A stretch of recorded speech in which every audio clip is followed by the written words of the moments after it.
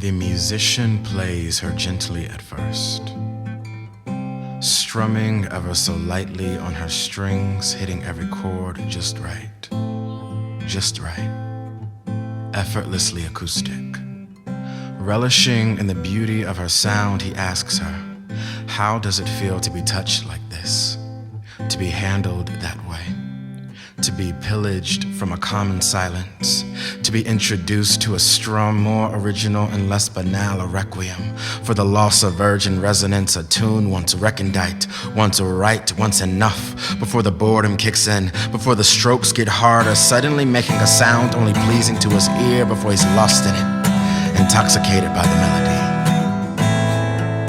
And your tune takes me down, gets me high every time. And your tune play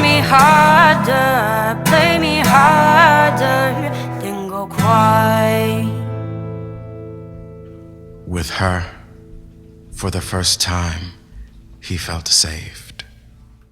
He found solace in such a sacrilege.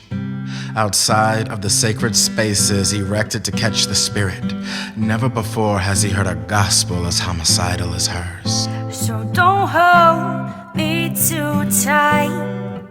He fell victim to it. First to his own humanity, gave his flesh the right to devour, gave her flesh the right to be devoured. It was instant. He inhaled the steam of her inhibitions, waited patiently, then pounded as her vibrations filled the room. It was dense and out of tune. Her song they made, he played, she stayed, no choice. The cradle of his heart to her everything. But you held me too tight. Willfully imprisoned. It was evident that he played her in a way that felt familiar, faithful, like there were no other hands, no blistered fingertips capable of bleeding that sound. She was hypnotized. She never knew her melody.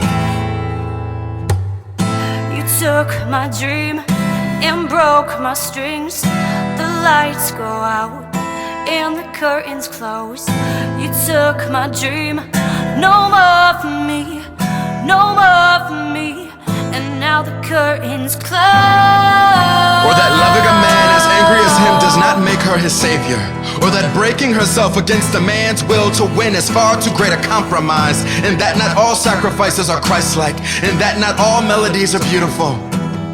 Sometimes they're just screams. Sometimes they're just screams. Sometimes they're just an eerie echo of a would-be lullaby oozing from the cracks of a fractured heart, with a three-part harmony of black, blue, and broken.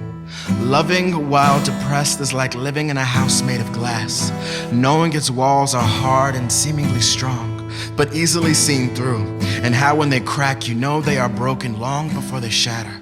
And she rather muzzle her rage because it can't compete with the fury carved into her wooden frame in the shape of his initials, and her cries are muted by the musicians who share his taste in music.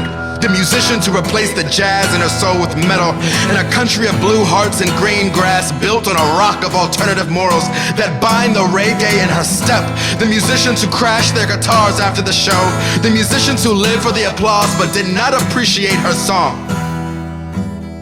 They do not understand that it is because of her that we hear any music at all.